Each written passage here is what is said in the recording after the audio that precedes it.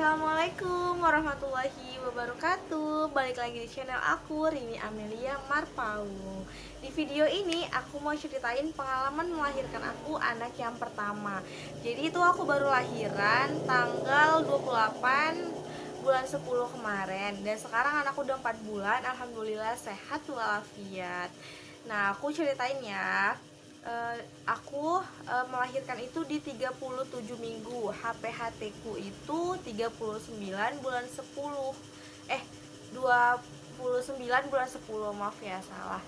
Jadi lahirnya itu anakku tuh di tanggal 28-nya.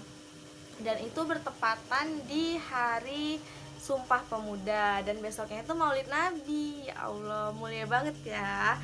Dan itu aku dari 35 minggu aku tuh udah pengen banget dia lahir secepat-cepatnya, karena berhubung gimana ya, aku tuh hamilnya nggak mudah gitu kan, jadi sering muntah. Sampai 9 bulan pun aku tuh masih muntah-muntah, mual-mual, dan ya gimana ya, nggak ada yang enak gitu kan. Terus masih ngeflek juga, dari hamil muda sampai hamil tua masih ngeflek, yang harus bed rest ya, harus banyak istirahat gitu. Di hamil 3 bulan tuh aku udah pernah ngeflek, dan itu katanya sih bisa keguguran gitu kalau aku kemarin itu nggak memilih bed rest. Jadi aku bed rest dan alhamdulillah nggak apa-apa. Tapi memang harus bed rest ya kalau kalian semua tuh pernah ngeflek dan itu parah, terus cepet-cepet deh USG gitu.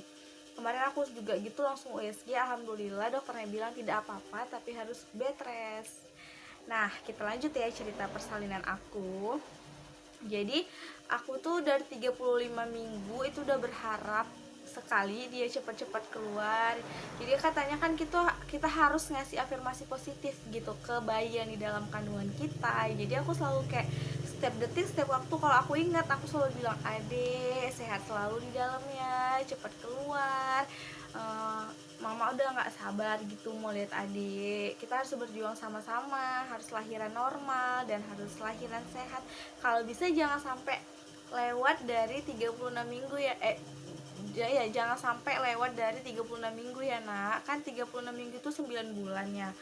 Jadi aku selalu seperti itu, selalu berdoa supaya dia lahirannya itu jangan lama kali gitu kan, karena udah gak sabar juga mau ngerawat dia gitu. Terus, dan singkat ceritanya, akhirnya setelah 36 minggu aku belum ada tanda-tanda apapun. Aku memilih lahiran normal karena aku adalah alergan gitu. Alergan itu adalah orang yang alergi, nggak bisa makan obat apapun. Dari aku SD tuh aku nggak bisa makan obat apapun. Jadi kalau sakit pun ya nggak makan obat gitu, paling ramuan tradisional gitu kayak jamu dan lain-lain. Jadi aku bertahan dan aku harus kuat. Aku udah siapkan mental, aku harus lahiran normal. Jadi semua itu bisa ya kalau kita semangat guys. Terus keluarga juga nggak mengizinkan gitu, terutama suami nggak mengizinkan aku kalau aku tuh harus lahiran sesar kan, jadi banyak resikonya nanti. Jadi aku terus semangat, kata orang-orang gitu kan, orang-orang sekitar harus banyak gerak gitu, jalan pagi lah segala macam, senam, semuanya aku ikutin. Aku semangat supaya bisa lahiran normal. Aku setiap ke 36 minggu tuh aku udah jalan, enggak, 35 minggu aku udah jalan pagi keliling-keliling. Kadang aku ke lapangan gitu kan, jalan, sore juga aku jalan. Terus kalau misalnya aku tuh ngepelnya itu aku pakai pakai kain ya, aku jongkok nyuci baju jongkok, nyuci piring jongkok. Pokoknya aku yoga, aku senam, semuanya aku lakuin supaya aku lahiran normal. Dan aku berharapnya cepet gitu lahirnya kan, 36 minggu beda berapa hari gitu. Dan ternyata enggak, 36 minggu hampir ke 37 minggu juga aku belum ada tanda-tanda mau lahiran. Terus setiap malam juga di 36 minggu lebih berapa hari gitu aku udah ngerasain yang namanya mules-mules setiap malam nggak bisa tidur, mulus-mulus. Tapi mulus itu bukan mulus kontraksi. Aku berharapnya ya Allah semoga ini mulus kontraksi, ternyata aku mau pup gitu kan. Dan terus seperti itu, setiap malam aku berharap mungkin besok pagi aku lahiran. Sampai aku pernah, itu nggak tahu ya namanya apa, mungkin kalau baby blues, iya mungkin ya, nggak tahu lah. Pokoknya aku tuh sampai pernah berharap dia tuh lahir gitu, padahal masih 7 bulan. Aku tuh sampai kayak ini ya, iya ini tanda-tanda lahiran. Padahal aku berharap itu apa namanya, air ketuban gitu. Ternyata itu cuman keputihan biasa. Saking aku tuh kayak excited gitu kan nunggu dia. Dan akhirnya di 37 minggu, beberapa hari lagi lah, 38 minggu gitu, malam-malam jam 2 malam, malam minggu, aku ngerasain mules gitu kan. Mules banget gitu. Terus aku ke kamar mandi, aku ternyata mau pup, aku balik lagi masih mules. Loh kenapa ya gitu. Aku masih nggak mau berpikir kalau itu kontraksi, karena aku udah capek setiap malam berpikir aku sakit perut aku kontraksi. Ternyata besok paginya nggak ada juga tanda-tanda lahiran. Dan saat aku balik lagi, pokoknya aku bolak-balik kamar mandi untuk buang air besar. Terus akhirnya aku kayak terasa gitu mau pipis kan, mau pipis. Terus kamar mandi lagi, ternyata aku lihat ada darah di celana dalam aku. Katanya sih itu tanda. Aku nggak berani kan, aku tuh di rumah mama aku kan. Jadi aku di rumah mama aku selama menuju lahiran biar deket sama klinik. Ternyata aku nggak berani bangunin karena nanti dia kaget gitu kan. Jadi aku telepon kakak aku bilang aku ada ngeluarin darah, dan mereka bilang itu tanda lahiran. Oke, aku disuruh banyak jongkok jalan, dan itu aja aku kerjain. Dan aku juga belum ada kontraksi yang intens. Aku terus ke apa namanya, terus jalan jongkok, pokoknya itu aku terus kerjakan sampai pagi. Aku nggak bisa tidur. Dan paginya kami ke klinik. Di situ aku, suami, kakak aku yang pertama, dan keponakan aku, kami ke klinik. Terus aku dicek pembukaan, dan itu sakitnya wow ya, maksudnya kita kaget gitu. Bayangin aja, jadi dia masuk ke dalam vagina kita gitu kan. Dan ternyata masih pembukaan satu. Terus aku disuruh pulang, kak pulang dulu aja ya, masih pembukaan satu, soalnya lama kali nanti nunggunya. Tapi aku maksudnya nggak mau gitu, karena aku berharap hari itu juga dia lahir. Aku yakin pembukaannya cepat gitu kan, saking aku berpikir positif pada diriku sendiri. Akhirnya aku bilang udah kak di sini aja, lagian rumah kami jauh, aku bilang gitu. Ya udah, kami nginep di situ malam. Terus nggak ada juga di 6 jam sekali gitu, 6 jam sekali diperiksa kan, diperiksa lagi, ternyata masih pembukaan satu. Dan aku terus jalan jongkok segala macam aku kerjain lah, pokoknya apapun lah disuruh orang-orang aku kerjain gitu biar cepat bukaannya. Ternyata belum ada juga. Itu hari pertama. Hari kedua juga belum ada pembukaan, masih pembukaan 2. Padahal aku udah ngerasain sakit kontraksi yang lumayan, tapi aku masih bisa ngomong, masih bisa bercanda gitu kan. Jadi hari ketiga itu aku udah ngerasain kontraksi yang betul-betul kontraksi gitu kan. Dan gimana ya, nggak tahan lagi lah gitu, sakit. Kalau tapi kontraksinya masih hilang timbul gitu, sakit kali. Kalau udah ngerasain kontraksi kayak udah nggak usah ngomong lah gitu yang lain-lainnya gitu kan. Dan aku bilang sama apa ya namanya, bidannya gitu kan, tolong dong cek apa pembukaannya, kayaknya udah ini udah lengkap gitu. Terus dia bilang kalau kakak masih bisa ngomong kayak gitu berarti belum lengkap kan. Dan aku tuh emosinya denger dia bilang kayak gitu, padahal aku yang ngerasain tuh udah sakit kali. Masa dia bilang kalau aku masih bisa ngomong kayak gitu, aku belum lengkap pembukaannya gitu.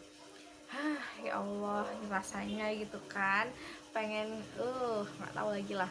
Dan ternyata aku terus maksa gitu. Akhirnya aku dicek, dan itu memang sakit ya, kalau dicek pembukaan itu sakit gitu. Dan itu juga aku masih pembukaan 2,5. Bayangkan aku udah 3 hari di klinik itu nginap, tapi masih bukaan 2,5 gitu kan. Padahal ada 10 pembukaan yang harus aku lewatin. Bayangin gimana aku stresnya, aku pasrah kayak mana ya gitu. Dan itu hari ketiga, terus malamnya aku udah kayak mana ya, aku berpikir kan, ya yang ngasih anak ini kan Allah gitu, jadi aku hanya bisa minta tolong sama Allah gitu. Jadi aku cari di YouTube cara agar mempercepat kontraksi, dan keluarlah surah-surah agar kita cepat gitu kontraksinya. Salah satunya surah Ar-Rahman. Jadi kan aku udah ada pernah hafal gitu surah Ar-Rahman sebagian ayatnya. Jadi aku memilih surah Ar-Rahman, terus aku putar lah surah Ar-Rahman itu kan, aku hidupin di YouTube, terus aku taruh di atas perutku, aku ikut baca juga. Dari situ itu kayak memang keajaiban Allah gitu kan.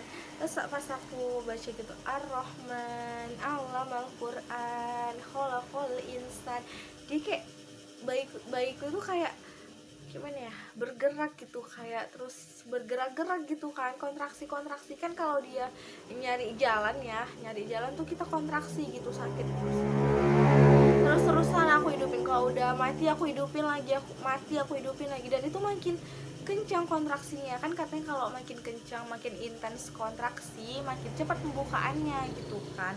Jadi aku makin kencang gitu kan kontraksinya, dan itu kayaknya udah 5 menit sekali, bahkan kayak nggak ada batas lagi gitu, nggak ada waktu jedanya lagi, lanjut. Dan terus di situ kan malam itu aku ditemani sama suami aku sama kakakku.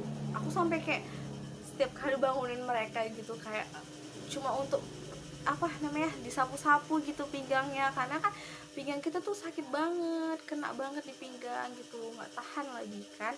Jadi kalau disapu-sapu tuh kayak agak hilang kontraksinya, bukan hilang sih, agak mereda gitu kan. Jadi aku terus kayak gitu, aku baca terus, ya Allah kalau memang hari ini memang mau lahiran, aku udah siap insya Allah, nggak apa-apa gitu kan. Ya Allah nggak apa-apa, pokoknya aku udah siap lahir batin, daripada aku harus operasi karena banyak resikonya, aku nggak sanggup gitu. Ya udah, habis itu kan aku ngerasain mana ya, kalau gimana ya dibilang, kayak ada ngeganjal gitu di paha gitu tuh, kayak ada ngeganjal. Terus aku pengen muntah, kayak yang muntah ijo gitu kan. Sebenarnya nggak ada sih yang mau dimuntahi karena aku nggak selera makan, tapi harus muntah gitu. Ngebayangkan sakitnya gimana. Jadi aku kayak nggak tahu lagi tuh, kan udah disediain gitu kan plastik untuk muntah sama suami aku, tapi aku nggak sempat lagi masukkan ke plastik itu. Jadi muntah di tempat tidur klinik itu ya sesuka hati aku aja lah gitu kan, nggak bisa bergerak lagi karena di deket vagina kita kayak ada yang ngeganjel gitu, kayak udah yang gimana lah, serba salah, memang nggak bisa ngomong lagi. Dan betul, dan aku baru ngerasain yang kata bidan itu kalau masih bisa ngomong itu belum lengkap. Dan di situ nggak bisa ngomong, mau ngomong muntah aja nggak bisa ya, langsung muntah. Mau ngomong mau pipis aja aku nggak bisa, dan ya aku pipis aja di situ, aku nggak bisa lagi bergerak, saking sakitnya. Aku tuh nggak bisa ke kamar mandi, aku cuma bilang aku kan bangkit. Suamiku nanya kenapa, mau ngapain, ya nggak bisa jawab gitu. Ya udah aku keluarin aja. Terus mereka lihat, oh kok kencing di sini, kok pipis di sini gitu, ke kamar mandi lah. Kayak aku nggak bisa lagi, nggak bisa ngomong, nggak bisa bilang apa lagi. Terus aku menggigil semenggigil-gigilnya. Itu tempat tidur kliniknya tuh sampai bergetar-getar gitu kan, karena aku sampai menggigil banget, menggigil gimana gitu kan. Terus dilihatkan sama bidannya malam itu, dibilang ya udah, nanti kalau misalnya udah lemes sekali kita pasang infus ya katanya. Dan aku nggak dicek pembukaan karena aku udah terlalu sering dicek pembukaan, katanya nanti takutnya bengkak kan. Aku udah ngerasain sakit yang luar biasa, dicek-cek terus pembukaannya. Oke guys, maaf ya potong karena anak aku tadi bangun. Jadi terus akhirnya aku sampai pagi tuh aku ngerasain yang namanya menggigil ditambah lagi kesakitan kontraksi yang luar biasa, dan aku akhirnya memilih untuk sesar gitu. Aku udah pasrah, udah angkat tangan, aku bilang sama suami aku, udah, aku nggak mau, aku nggak kuat, aku nggak tahan, kita sesar aja, aku nggak peduli, aku nggak selamat, yang pentingan aku selamat gitu. Udah dalam hatiku tuh udah kayak gitu, dalam hatiku tuh udah pasrah. Ya Allah, kalau memang ini jalanmu, kalau aku memang harus pergi, ya udah, yang pentingan aku nggak apa-apa.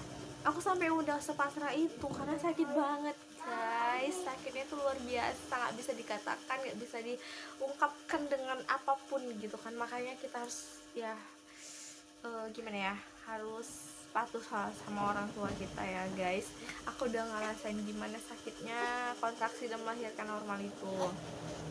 Udah, kemudian pagi-pagi tuh aku udah mau diinfus nih, aku mau diinfuskan karena udah lemes banget. Jadi kemudian kata bidannya, kalau memang nggak sanggup lagi, udahlah kita sesar aja, ke rumah sakit aja, karena pun kami di sini bingung, bukaannya nggak lengkap-lengkap, bukaannya nggak maju-maju. Posisi di situ aku masih bukaan tiga, bayangkan aku udah sesakit itu, bukaan 3, dan aku udah menggigil nih, nggak bisa ngomong lagi nih, lidah gigiku ini udah bersatu terus gitu kan guys. Jadi aku udah pasrah banget. Akhirnya aku mau diinfus pun udah nggak masuk lagi infusnya, dan aku dalam hati aku tuh, apa aku udah mau meninggal gitu, karena katanya kan kalau orang mau meninggal tuh nggak bisa lagi didapat kalau mau diinfus gitu kan. Ya aku udah pas, ya Allah, memang kalau memang ini gitu jalannya, ya udah, kan katanya mulia juga kan meninggal karena melahirkan gitu. Aku udah sampai mikir kayak gitu loh guys. Jadi ya udah, habis itu akhirnya kakak aku datang dan dia berkeras untuk tidak, jangan sesar karena bahaya, apalagi nih COVID. Aku kalau misalnya alergi tuh aku sesak, bisa-bisa nanti aku dibilang COVID dan bahayanya itu kemana-mana gitu kan. Ya udah, terus dia bertahan, udah pasti bisa gitu. Kemudian aku bilang, karena aku udah gak tahan lagi, aku bilang, Bu, kayaknya ini udah bukan lengkap, tolonglah dicek, aku bilang gitu.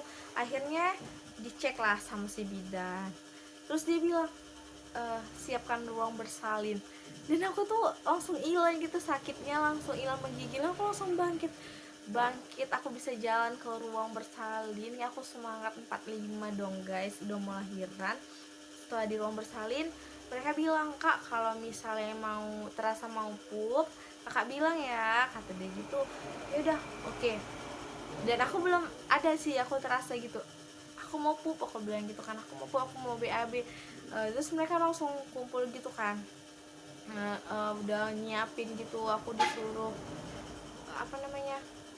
ya diajarin ngedan gitu kan. Aku bilang aku nggak pandai ngedan gitu kan, diajarin lah gini-gini. Terus nggak ada juga, terus hilang gitu sakitnya, terus aku sesapup lagi, hilang lagi. Nah, ini anaknya.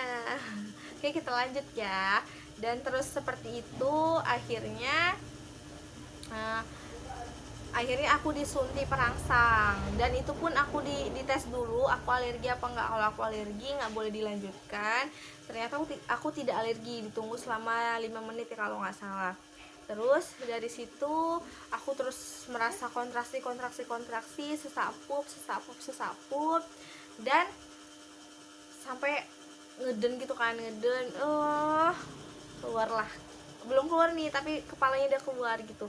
Jadi biar aku semangat, aku udah lemasnya, biar aku semangat, bidannya bilang, ini loh, tangan aku ditarik gitu kan, terus megang kepala dia yang masih di dalam vagina kita gitu. Terus aku pegang, ya Allah, udah dikit lagi gitu, udah keluar kepalanya. Jadi aku semangat deh, semangat, aku ngedan terus sekuat tenagaku.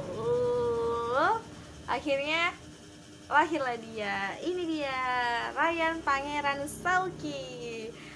Nah, dan dia tuh lahir, dia langsung nangis gitu kan. Aku tuh langsung rasanya lega, dan semua rasa sakit itu hilang seketika guys. Jadi dia kan dibersihin gitu kan, di tempat tidur sebelahku. Aku tuh liatin aja gitu sambil nangis. Dan ini belum selesai, ternyata masih mau dijahit lagi guys, karena mungkin aku banyak yang harus apa namanya koyak ya, banyak yang koyak jadi dijahit, dan aku udah gak ngerasain lagi rasa jahitan itu gimana. Aku udah bahagia, aku udah senang, aku udah lahir ke dunia dengan selamat, sehat, dan ini dia udah 4 bulan. Dia beratnya 3,3, panjangnya 4,5 45 ya, 45 cm. Dan itu pengalaman melahirkan aku yang ya termasuk lama lah. Kalau ada yang lebih lama aku acungi 2 jempol, kalau bisa lebih dari jempol, lebih dari 2 jempol, karena itu memang sabar dan kuat banget orangnya kalau lebih dari 4 hari ngerasain kontraksi. Dan lahirannya itu juga aku lama guys, ngedan-ngedannya itu aku dari jam 8 pagi sampai jam 11.30 baru dia keluar. Jadi 11.30 baru dia keluar guys. Oke, sekian cerita pengalaman aku saat melahirkan anak pertama aku. Ini dia laki-laki ya guys. Buat yang lagi hamil, semangat, jangan dengerin apa kata orang, jangan dengerin ya itulah, jangan dengerin kata orang. Pokoknya harus berpikir positif, kita harus sehat, kita harus kuat, kita harus bisa menghadapi persalinan. Dan buat yang mau normal itu harus juga sehat, berpikir positif, semangat, yang penting semangat, semangat, semangat, semangat. Jangan lupa berdoa sama Allah, jangan lupa kasih afirmasi positif ke bayinya. Ade, ayo keluar, ayo cepet keluarnya, jangan lama-lama, lahirannya normal, terus jangan nyakitin sekali ya, gitu-gitu kita ngomong aja ke dia, insya Allah dia dengar gitu. Karena aku juga kayak gitu, aku bilang, ya Allah nak, ini udah 38 minggu dan adik belum keluarlah nak. Nah, semoga malam ini ya. Dan malam itu dia langsung kontraksi guys, jadi kita tuh harus ngomong sama bayinya, dia udah ngerti kok. Dan jangan lupa berdoa sama Allah ya, supaya dilancarin semuanya. Buat yang bentar lagi melahirkan tuh jangan dengerin yang enggak gitu kan. Kita harus berpikir positif, kita harus tenang, kita harus santai untuk menghadapi persalinan. Oke, terima kasih yang udah nonton, terima kasih yang udah mau meluangkan waktunya mendengarkan curhatan Mama Sire ini ya. Oke, assalamualaikum, jangan lupa like, komen, dan subscribe. Dadah, bye.